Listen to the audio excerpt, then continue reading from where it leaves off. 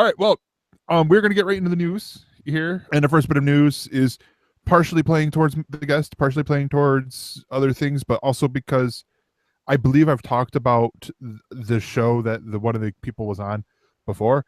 And this is some WWE news, the world of professional wrestling. They have signed 2 new WWE superstars, and the one is one that people will already know of. Casey Catanzaro, 27-year-old American gymnast who competed on NBC's American Ninja Warrior series. She's from Glen Ridge, New Jersey, and she was the first and so far only woman to complete a city finals obstacle course on the show. And they announced this during her and Shadia Basiso.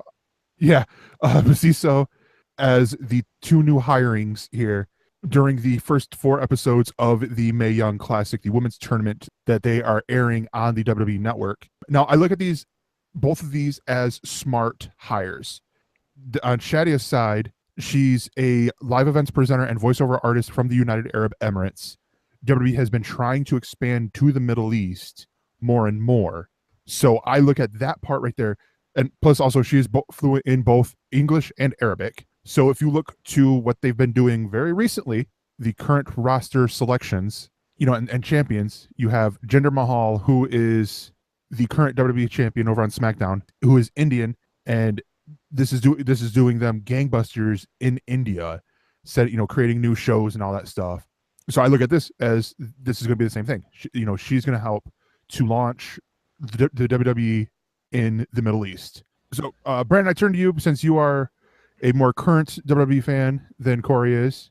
So, in terms of diversifying the brand, Gregor, I think it's a good idea, but their roster is already bloated, and I don't see where these 2 women have any training. So I understand you want to move into the Middle East, and you have your reasons for moving into India already. But, I mean, by the time these 2 train, and I assume they're going to go through NXT. Yeah.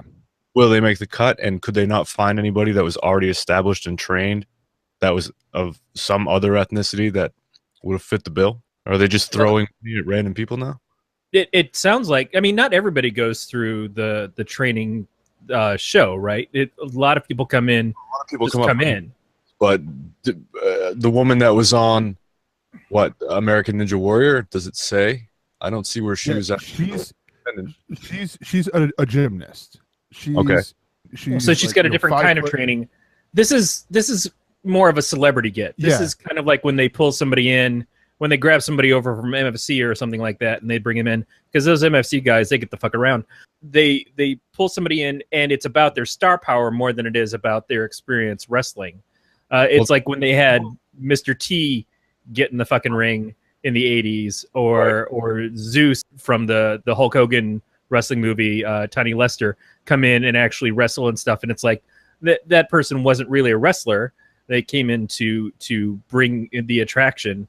And I feel like that's probably what they're getting for this. And it's not like I don't know anything about Basiso, but Catanzaro, she's very athletic. To compete in American Ninja Warrior at all takes a certain degree of athleticism if you don't just fucking fall into the water in the very first pylons thing. Right. But beyond that, she is a trained gymnast as well. So it's probably not going to be hard to have her go across. No, yeah. I'm sure they'll it easily, but it just seems, so Shadia, incidentally, is the same name of one of the main characters from Movie Busters last night. So the female Kurt Angle, the female Arab Kurt Angle. Yeah, that's essentially what I'm looking at here, because she took part in WWE's Dubai tryouts last year, and she is a Brazilian Jiu-Jitsu blue belt. So, she has some of the fundamentals under her already. Casey Catanzaro, I could honestly see, being a little bit more of a high flyer, taking more of an aerialist approach when it comes to wrestling. And I could be wrong, because, I more than likely am.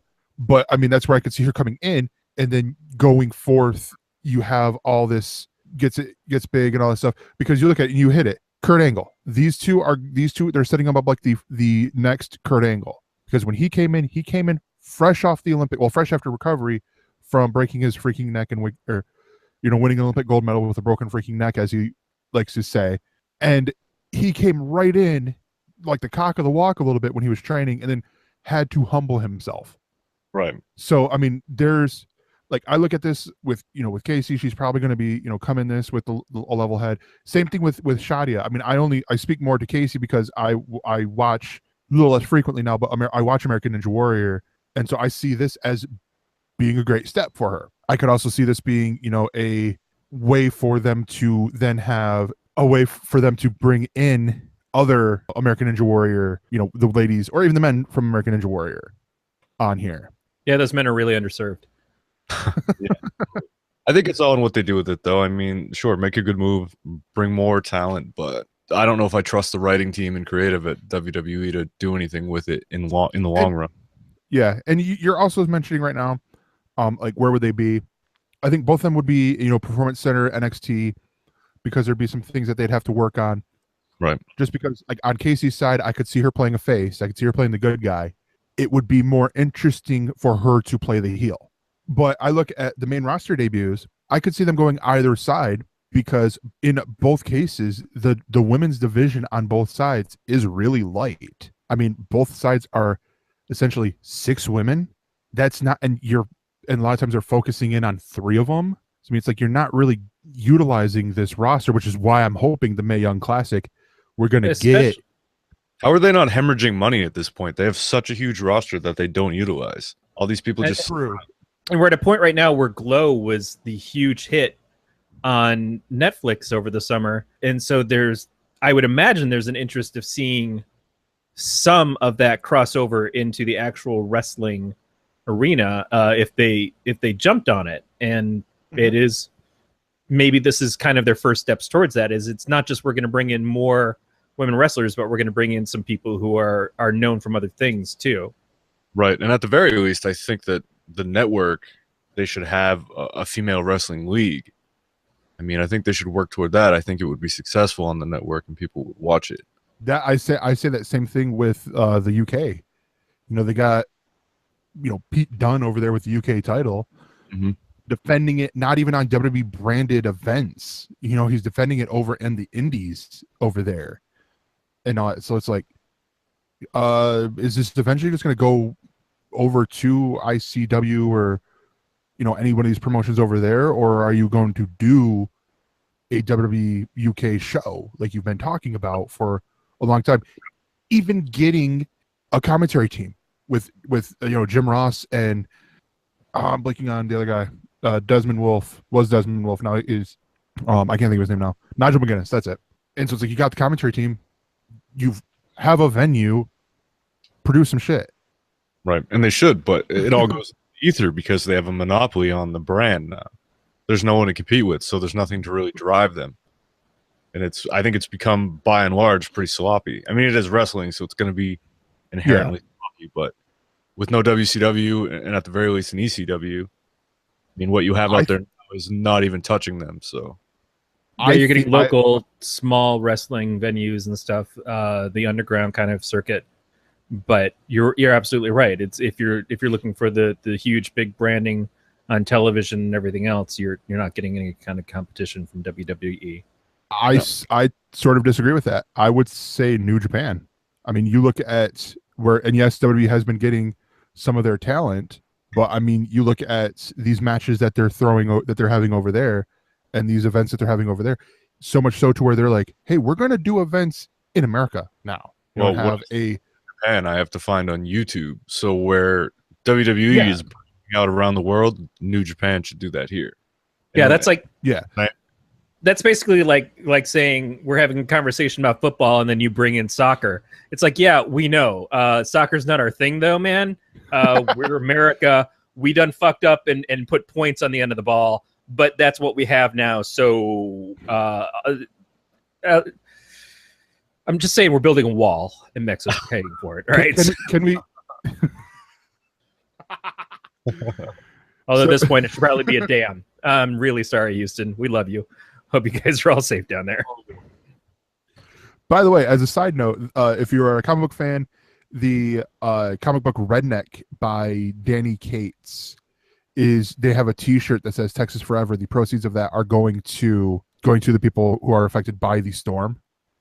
So definitely buy that, just because that's going to be awesome. Love the shirt. Joker origin story with Todd Phillips, Scott Silver, and Martin Scorsese coming. Is it needed? Yes. No. Brandon's not getting any sleep.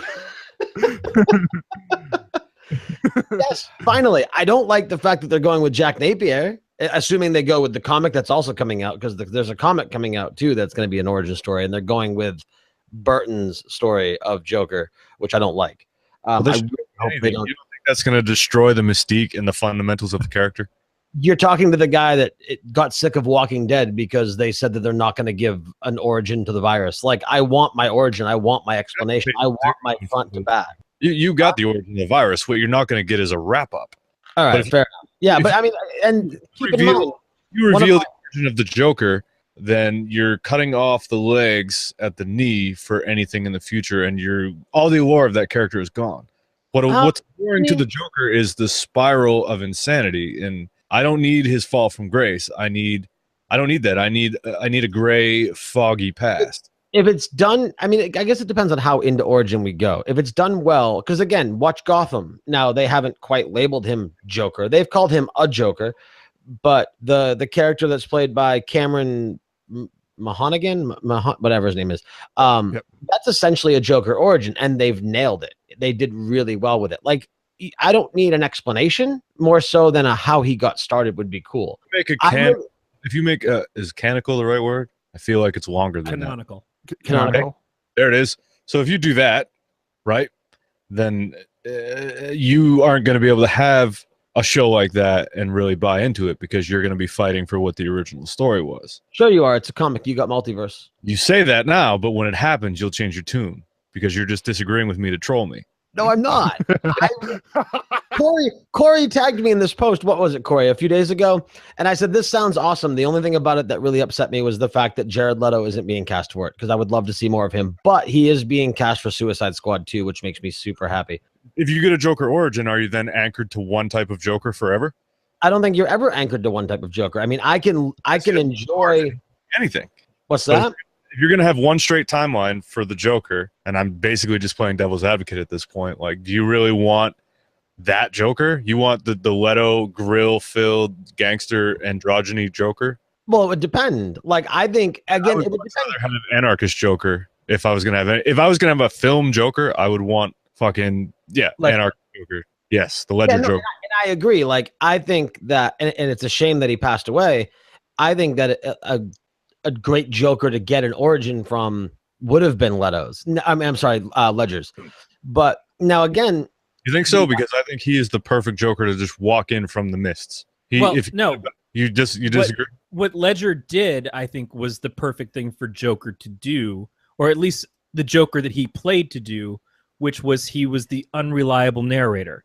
He told you his origin several times, and every time it was different. Right, because he wants to create the story for you of what he's from and what he's about, but you'll never really know. Right, and that makes him the parallel Man in Black for the Joker, right? He's just a maelstrom of insanity, and he has no story, but he has all stories. Right. Isn't that what you want out of your Joker? Yeah, but what if... I mean, I could have told you the truth. I could have told you a lie. You'll never know which one you got. Right. So if you're going to give me an origin story, then you better give it a caveat at the end where it's like, oh, well, maybe. Do it like the original Clue movie and have 3 different endings. And I have to go to the theater for every one? Yeah. I mean, because that's what DC's doing. DC right now has been saying that there are 3 different Jokers in their universe. Jeff Johns and everybody, when they relaunched, they said there's not just one Joker. There's several different ones. And I don't really know how that's playing out, because fuck if I'm reading comics right now. But that is something that they were trying to do, because there's just no way to explain how the Joker is what he is in so many different ways. How the Joker that Snyder was using and got his hand chopped off or had his face removed, and how another Joker and how this other Joker in space and all this shit is happening, unless there's different Jokers. And it's ridiculous and it's stupid, but at the same time, it at least keeps mystery alive. One of the things I think that ruined Wolverine overall, to the point where they've killed the character and now they've had a future version of him existing in the main universe for a number of years, is that they decided to tell Wolverine's origin. We never needed Wolverine's origin, because again, like the Men in Black kind of thing, he's got a mystery to him. It makes him cool. When you define him, he loses some of his mystique. He loses some of his power.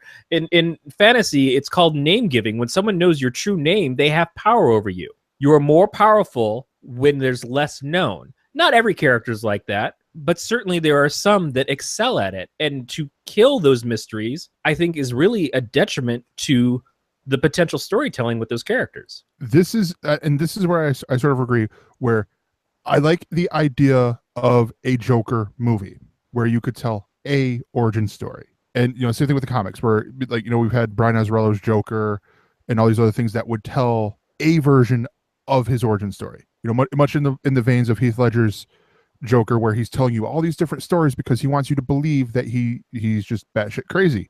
But to set, and this is what I said in the pre-show when Brandon came in, was to give the Joker an origin story is to make him human. It's that whole name giving thing that Corey just talked about. It then lessens him as a psychopath. But psychopaths are a human, though. If anything, the fact that he has no powers is what humanizes him, because he is a villain with no powers. Joker has no superpowers. He's just a psychopath. But his superpower is the fact that he is so unpredictable that you don't understand what his motivations are. Like, he's so unpredictable. He's a master chemist. Joker in his purest sense is like Batman in his purest sense. They are two, along with like Iron Man and whatnot, but they are a few of the only comic book characters that within the given realm, they could exist in reality. There have been plenty of serial killers that if you put clown makeup on them could have resembled the Joker. Resembled. Right, exactly. And that's, so here's my thought, right? Now, not a one-to-one exact comparison, but do you and I'm going to forget the name of the goddamn movie. The one with John Cusack, where they were all in a motel. Identity. Where you had all these characters. And by the way, we should watch this on Movie Busters, although I'm going to spoil it right now. Where you had all these, so there's going to be spoilers for Identity here. So if you haven't seen it and you want to see it, I'm sorry, but I have to spoil it to be able to make my point. So you have all these characters that are in a hotel and they're all trapped because the bridge is out and there's a huge thunderstorm, and then they start dying one by one. And then at the end, you find out that we are in the mind of a serial killer, and he's being spoken to by a psychotherapist who is removing his split personalities one by one. And that's these characters that keep dying because they're essentially in his head. So what if the Joker origin story or movie or whatever is in that vein where you never actually see the Joker, but it's, and I know they're not going to go this way, but I'm just saying for concept of thought, you never actually see the Joker, but you see all these different personalities, which are essentially unmakeup, unnamed embodiments of different Jokers that we've seen in the past. And they are all within the mind of this one man who is the Joker, but he's never actually revealed. It's like that movie where a whole bunch of different actors played Bob Dylan. I don't know. Yeah. Because that would be kind of neat. Or the movie where I think Heath Ledger passed away in it, and so they had a bunch of people come in to Imaginary of Dr. Parnassus. Yeah, to fill in and play him in the part. That would be interesting. But we are talking about a movie that is produced in some way by Martin Scorsese, which is very straightforward mafia kind of films that we expect from him. Not that that's all that he's capable of. And then the writer-director is the guy who brought us things like Road Trip and the Hangover films, which is already a very schizophrenic sounding film. So, right.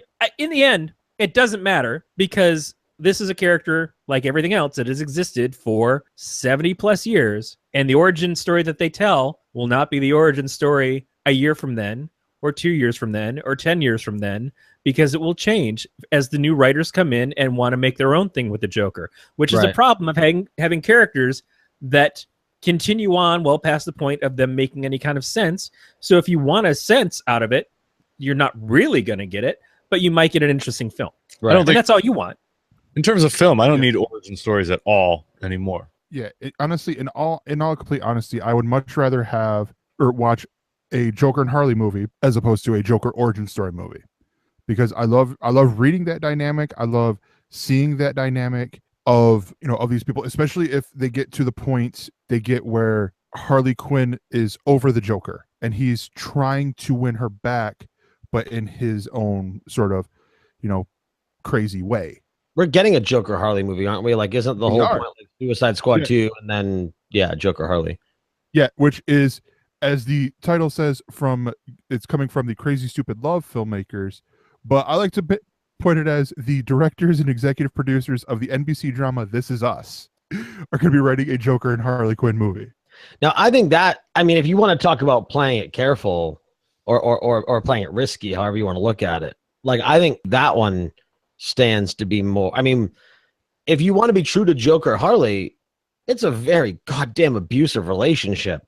So what are we going to do? Make a movie about circus characters that just have domestic abuse issues the whole time? Like, I mean, so you're either going to be true to the characters or and make a very screwed up movie that's going to be it's going to be difficult to make it entertaining. You know what you need to do is go watch Natural Born Killers. That's your movie. That same dynamic. Yeah, basically with Roger. Yeah, I mean, if you're basing it off of what classically the origin of Harley Quinn was and the relationship of her and the Joker was in the cartoons and the comics for years, then yes, it's an abusive relationship. But that's not what they showed us in the film. What we saw in the film in Suicide Squad was her wanting that relationship, her embracing that relationship with him. It wasn't him abusing her. It was him abusing anybody else who was around her. They cut and yes, being controlling, but it wasn't the same degree as what we'd seen of him like punching her all the time. You don't think? Well, okay, so there was a scene outside of the sports car that got a lot of shit before the movie came out, and it ended up being cut. But he basically backhanded her outside the sports car. So I forgot about that because I haven't seen the movie but once. Right. So there was that scene that got cut. And also, I mean, I don't know about you, but I would consider putting like electrical prods to the side of her head abuse. Like, he turned her from Dr. Harleen into Harley Quinn. He threw her into the pit of the vat of want it voluntarily. If you're going off of like what DC's doing right now with their fucking Nightwing Harley Quinn cartoon, there seemed to be an implied consent. Is what I'm saying. Yeah, there's a safe word that never gets spoken. Right. And so again, it may be consent of someone who isn't mentally there to give consent. I don't know. But it felt like they were trying to stay on one side of that line for the film portrayal. Because you're absolutely right. The classic portrayal of Harley Quinn with the Joker is an abusive relationship. And that's why what Jimmy Palmiotti and Amanda Conner have done with her in her own comic of separating her from the Joker and giving her empowerment and not being under his abusive thumb anymore is a giant step forward for the character. But there are still people who have that romantic sense of the Joker and Harley together because some people love the crazy, just like Natural Born Killers. Some people see that as a romantic film in its own right. Right. And it's okay for the fantasy to have that, but you also need to understand the signs of what abuse is and to not let yourself be abused. But if you are a person who finds the interest in exploring the fantasy of that, right, then I'm not one to stop you from it. Well, and they've also grown bigger than that too. I mean, once you pull away from that, like there are plenty of couples that cosplay as Joker and Harley. I have a handful of Funko Pop that were sold in a set of pairs that are Joker Harley. I have Beach Joker Harley. So they're from that set series that Corey is talking about. Oh, okay, yeah. So they're definitely there, and they've pulled beyond that a lot. The Arkham games, they don't really focus on the abuse too much. Like, she's just trying to suck up to Mr. J. Like, I mean, they have kind of broken it a little bit, but again, like, are they going to stay true to it, or like, is anyone going to care? I mean, I don't know. But back to the whole point, like the origin story. I mean, I don't know. Like I said, we'll see. I don't have faith in DC. I didn't like Suicide Squad. I loved Leto as Joker. I didn't like the movie. So you can have another crossover event with Marvel and DC and give Harley Quinn to Deadpool and then have a good movie. Oh, that would be amazing. Which they did in DC in the Jimmy Palmiotti Amanda Conner comic by renaming him Red Tool as a futuristic fan, like basically fanboy of her, and he traveled back in time, originally sent to kill her. Well, that's excellent. I wish I'd known about that. Basically, what me and Corey have just said is read the Harley Quinn comic book, from the New 52 and now into Rebirth, and you'll get a lot of this.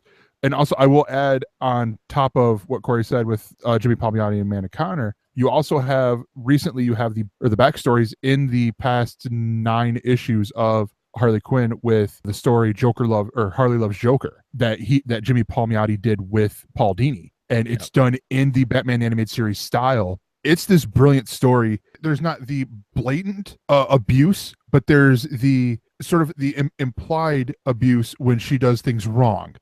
But it's like, and like, I can't help but read that backstory and hear Mark Hamill saying, "What? Why would you do this thing?" or whatever. As the whole story, she's trying to appease him by making them a new lair after she cost the Joker a big ransom thing because she left her jacket at the place that they robbed, and the Batman found it and arrested them. So I have two quick questions if I can.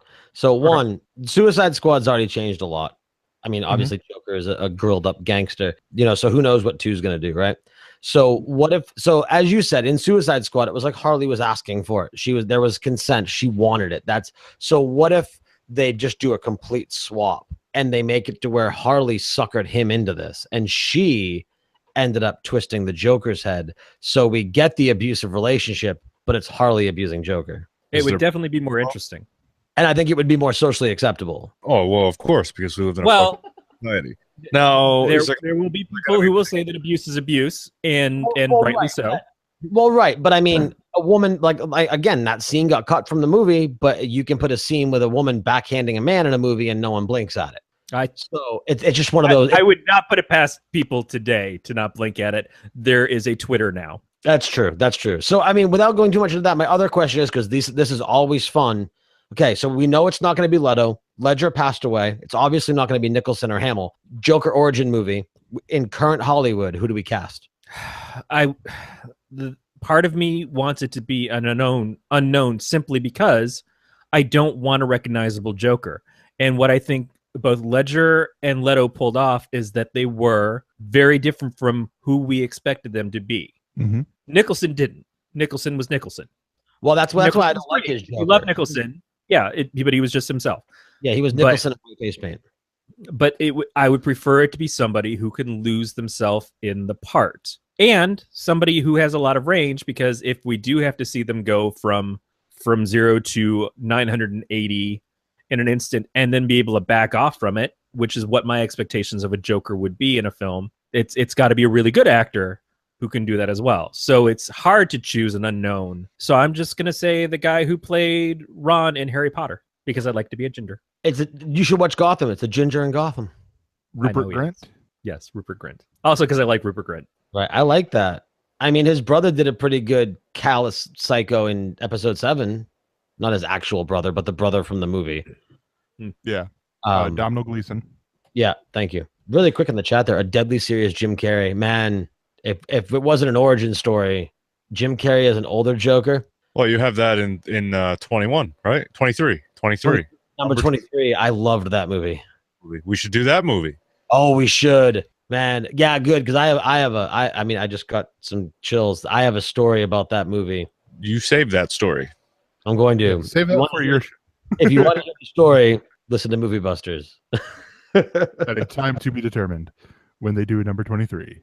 Our 23rd episode. It has to be. If we make it. There you go. It can't be the 23rd episode because that negates the whole point of the movie. It has to be like some other episode that breaks down into 23. Oh, the inverse of 23. So the 32nd episode? No. Or the it's going to take you to the 23rd episode just to figure out the math. I know that's what I just wanted to do that. 42nd? Everybody would get all pissed. Or the 42nd episode or 46th episode? The answer is always I'm gonna have to watch the intro of the movie because they do a bunch of the conspiracy theory stuff where like the way 9/11 tied into the number 23 and things like that. So I'll find one of the math problems they put at the intro and then I'll work that into an episode number. Nice. Nobody else for a casting opinion? I can't see. I'm horrible at the casting opinions. I like the unknown. I think that's the way to go. Rupert Grint is doing Snatch on Crackle, which I've yet to watch. Yeah, I'd like to check that out. He does not. I don't know if he has the chops to do a Joker, unless you want to really. I'm going to play the card that everyone wants to play, and I'm going to say Idris Elba.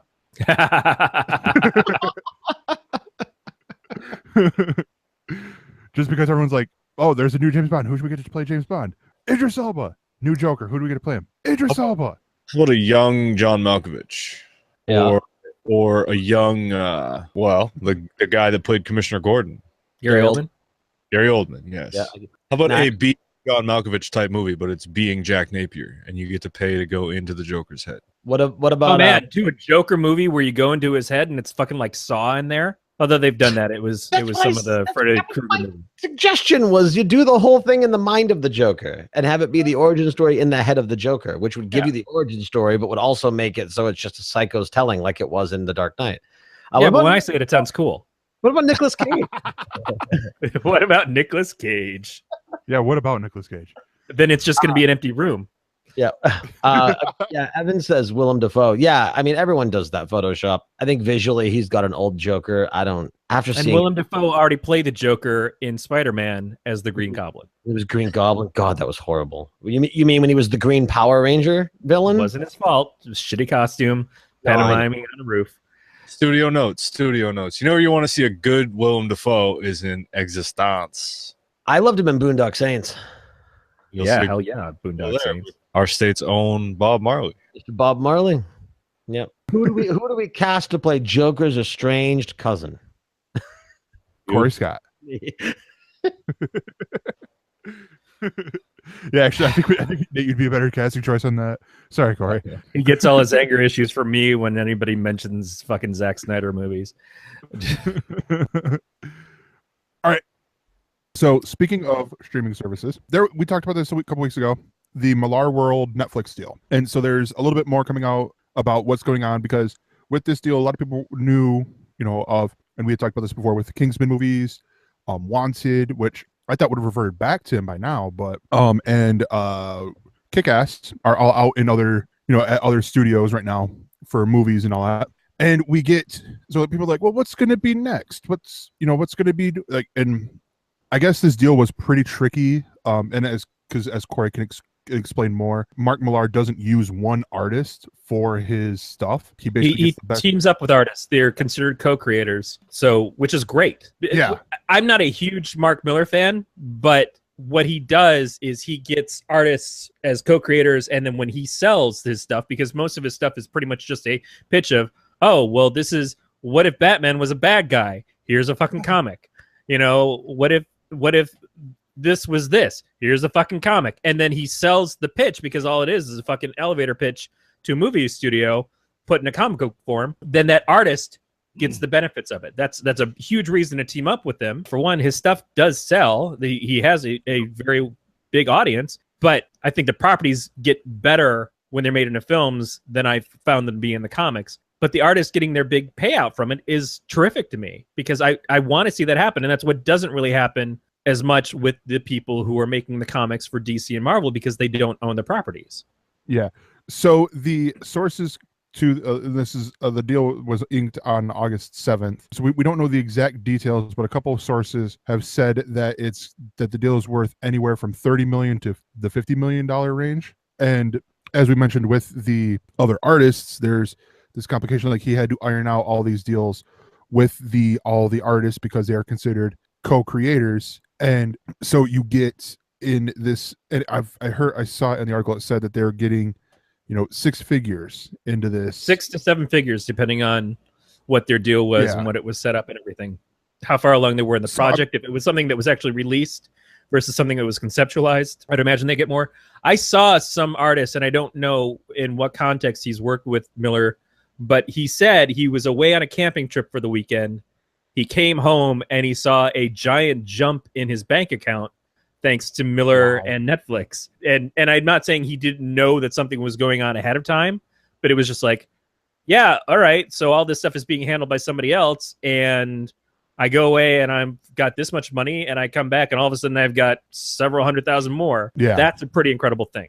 So a couple, 3 of the things that this article from the Hollywood Reporter is bringing up that could be, new projects for Netflix are things that I'm seeing that I have read and that I could see being, projects. I'm going to start with one that I think would make the best TV show, and that's Jupiter's Legacy. This is the one that everyone is saying would be the best, just because of the fact that you've got, with how this is set up, it is set up as basically like you have the Justice League, and then you have their kids, and the kids are at the 20s and 30s, and some of them have kids, and all hell is broken loose when some of the heroes turn bad and some of the bad guys turn good from the old generation, and the shit hits the fan essentially with this.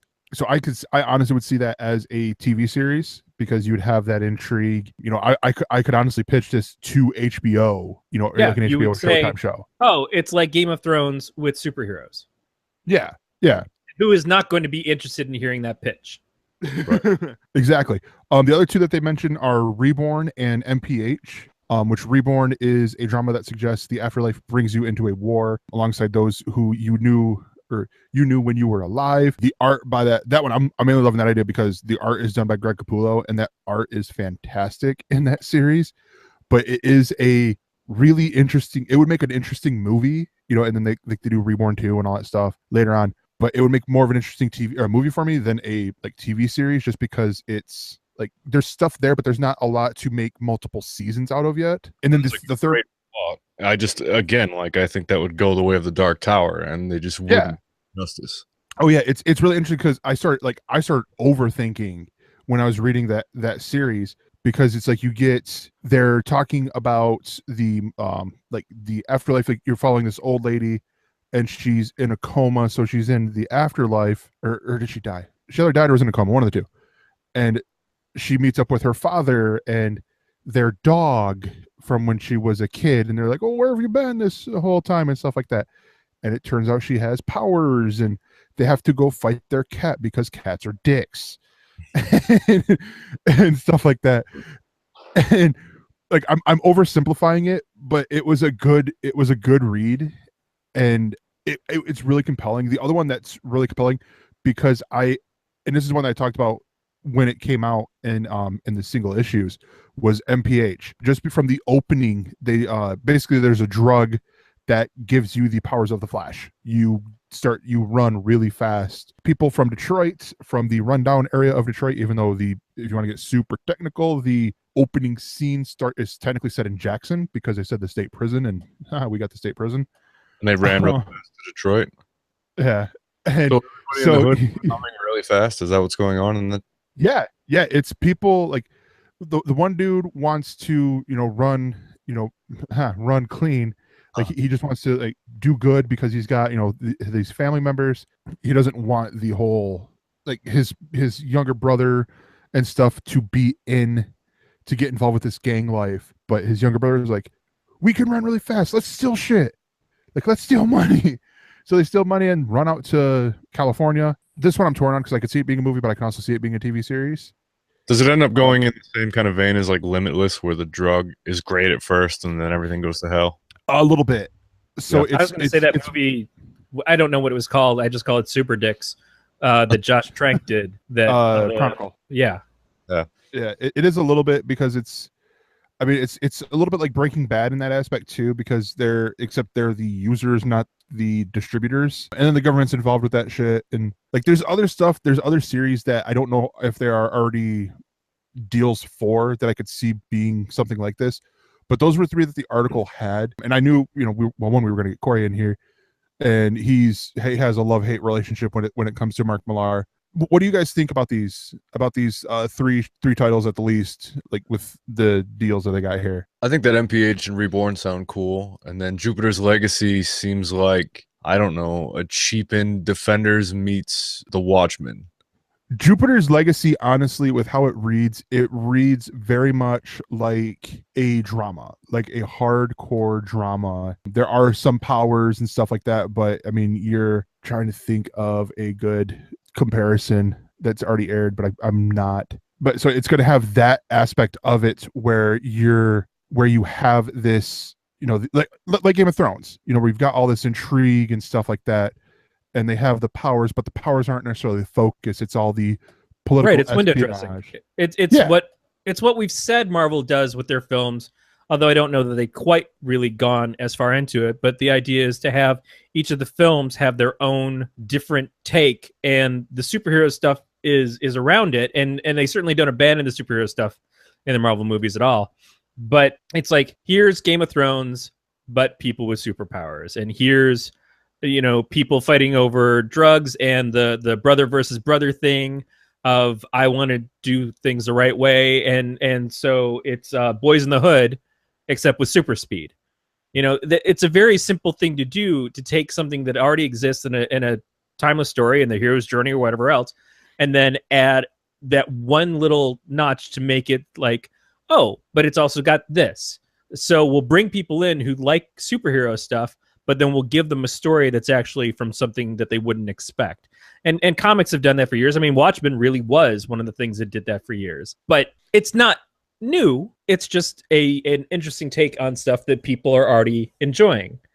And that's perfectly reasonable. I think that's where Marvel has really nailed it, is that there's genre films that happen to have superheroes. Yeah. Like Ant-Man was a heist film, you know, and then there are, you know, they have the political stuff, they have the terrorism stuff, like they have all these different, like you said, exactly. They aren't superhero movies. They're topical of their own genre, but they just happen, like their main characters happen to be superheroes.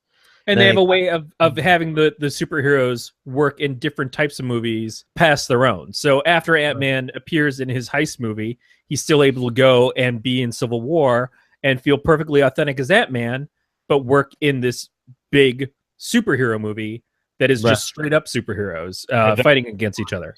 So because he's a superhero, they can put him in a superhero movie, but also have him do things outside of that realm. Right. So I'm going to end this with finishing out the article, because they mentioned that for the future, September, we're going to see the Kingsman, the Red Diamond comic book series, which is going to tie into the second Kingsman movie. And I think this is a first with Mark Millar's creator-owned stuff, that he's not writing the book. It's going to be written by Rob Williams, the writer of DC's Suicide Squad book. He'll be writing it. And I'm pretty sure the artist who drew the book will be drawing it again. So, Corey, have you seen Mark Millar do that before, where someone else writes the book? He was trying to get people... He advertised about this a few years ago, and I think he was starting to look at stuff to do that. I think he also did some things with his magazine Clint, where he was bringing people in to do stories. It makes sense, because at some point you can't be the one who creates for everything. I mean, that's the Stan Lee method. Stan Lee writes everything in the Marvel comic universe. Jack Kirby draws 80% of everything in the Marvel universe. Then at some point you have to move on to your next project and pass that along to somebody else. Are you trying to say that Brandon and I shouldn't be the host of every podcast on Inked Geek Studios? I'm saying you shouldn't. Specifically, you should not. Brandon's just fine.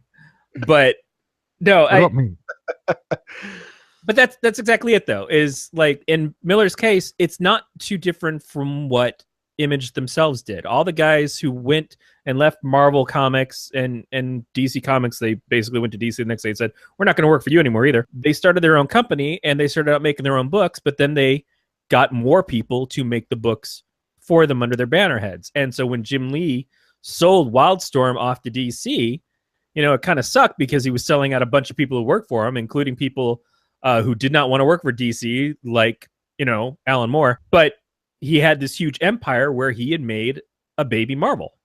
You know, Rob Liefeld had a baby Marvel / DC with Extreme Studios. McFarlane pretty much just concentrated on Spawn. But you look at Kirkman's writing all of his stuff himself, but he has had other people come in and write books under his banner head before. It's rare, and it seems like his stuff is the stuff that specifically sells. And in the long run, I think at some point, yeah, if Kirkman said, I make a Walking Dead comic book and I want all the shows to just be based completely off my comic book, so I'm the only writer on the TV series, it probably wouldn't have worked out well for him. He knows when to back off and let other people pick up the pace for him, because he can't do it all. So, Corey, before I get to the other point of talking about Mark Millar himself, I got a question for you. Because you talked about how Brandon and Nate do all the Ink Geek shows. Here we go. Who's Stan Lee? Who's Jack Kirby? Well, I think Amy Frost is both. That is a very grand addition to the studio. I cannot deny that. Up the skirt and saw the puppet master there, didn't you? All right. So the final thing with the article I'm going to put on is Mark Millar, who hasn't done any press and has refused interviews since the deal was revealed, has only teased that he's working on stuff that'll be coming out in the spring. He said, and this is a quote, "I'm going undercover between now and spring as I stockpile all the new projects we're putting together, but you'll hear about them very soon." Basically, I interpret that as, I'm rolling around my money, y'all. No, I think It's more, I'm going to go pick up the last 15 years of comic books and see what ideas I can steal. Or that. I was wondering that earlier about plagiarism when you talk about, I mean, even with Mythbusters, you see all these movies. You've seen those movies before. They just change the story a little bit, right? So I guess outside of copying it word for word, a trope is a trope, and you have all of your types of movie plot, right? So there's really nothing new. Everything is just done and done and done. Which is one of my most angry things about movies, and one of the things that I complain about is what Millar doesn't do, which is, why are you going to give me the same movie done over again when I've already had that movie, and just like do a remake of it? Like, why do I need Point Break 20 years after the first Point Break when the first Point Break still stands up as a great film? I mean, not the fucking genius movie, but it was a really great film for its time, and I don't think the new one does anything that makes it better or makes it even worth the time to watch it. Total Recall, things like that. So I don't need that shit. Do something new, and you can have ideas taken from the other one, but why do you have to just try to dress it up and like pretend it's the same thing? Ghostbusters, like, I'm not someone who pisses on it because it was women, because I love those actresses, but I think they made a pretty shoddy Ghostbusters movie. And if they had done something different, the expectations would not have been what they were, and certainly the internet wouldn't have pissed and moaned about it as much. No. But if they had just done something different, it might have been more successful, because it wouldn't have had to stand up against what Ghostbusters was, because it couldn't be that Ghostbusters. This goes back to what I said about gender bending in comics and making male heroes female. I really think that they shouldn't have to be standing on the pedestal of their predecessor. They should be able to be built upon something original. But also, don't you think that we're kind of a cross-section of humanity that is going to care, whereas the layman is just going to watch this shit mindlessly and they're not going to care as much? No. Probably. And I can tell you why. I knew you could. Because nostalgia is the biggest selling point right now in all of Hollywood, in books, when you look at your Ready Player Ones, in TV and everything. It's nostalgia is what is pulling people's interest, and it is an instant sell. Your geek t-shirts, like all the fucking t-shirts I wear, are based around either modern properties or nostalgic properties more than anything. And that is a huge draw for people. It's this, I grew up with this, I love this, give me more of this. And so we can't give up any of the Robins. DC comes back, they relaunch their universe, and here's a Batman who's had 4 fucking Robins in a 5-year span, and they have to try to make fucking sense out of this. And like, well, Dick Grayson was Robin, but he became Nightwing, and Jason Todd was Robin, and he was somehow killed and came back to life, and fuck that fucking shit, and he became Red Hood. And Tim Drake was never actually Robin, he was Red Robin, and we're gonna just fuck up his entire history. But put him in Teen Titans for some reason with wings. And then Damian, the 10-year-old son of the 5-year superhero, is fucking boasting around with a goddamn bow staff and shit. I don't fucking understand it. Oh, but you can't have Stephanie be a Robin because bitches don't play. So, yeah.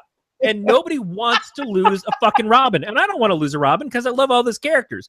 But I had fucking 80 years of reading the comic books to get to know those characters and to learn to love them. And it made sense in that context without thinking too hard of like, but why are these guys 80 years old and look like they're in their fucking 20s? My balls have dropped. What's going on? Bruce, what do you got? Some fucking Mystique shit happening? All I know is that it's hard to give up the things you love, and it's hard to say no more. It's hard to say no more of that. Like, it's retiring a show when it's gone on too long. It's like, yeah, I don't want to see the show go, but it's probably better for me if they fucking take that shit away, because it's not going to give room for anything else to come in and fill its place and be the next thing. But people don't want the new. They want the familiar. Corey wants, because I totally agree with everything Corey says, but at the same time, if you didn't have that, what would you hate fuck? I mean, you want your nostalgia, whether you like it or not. I'd hate fucking Teddy Ruxpin because it reminds me of my childhood.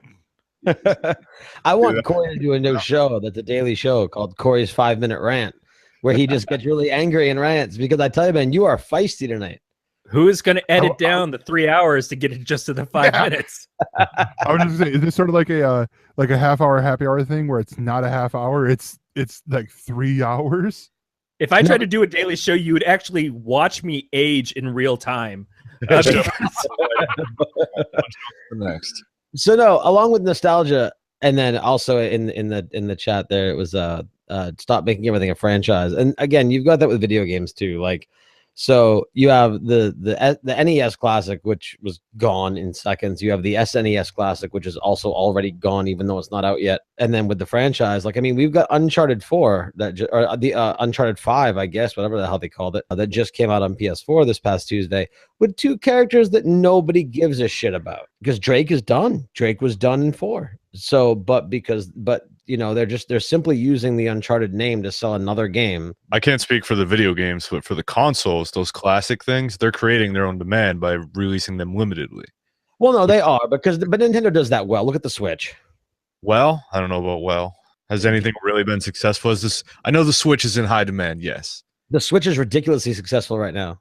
Is it really, though? When did you touch your Switch last? Well, they don't care if there's no subscription. There's no subscription price. They don't care when I touch it. They care if I buy it. I care when you touch it. When last did you touch it? Yeah, because this is it for the news, and we'll be right back for the Else Views here in a second.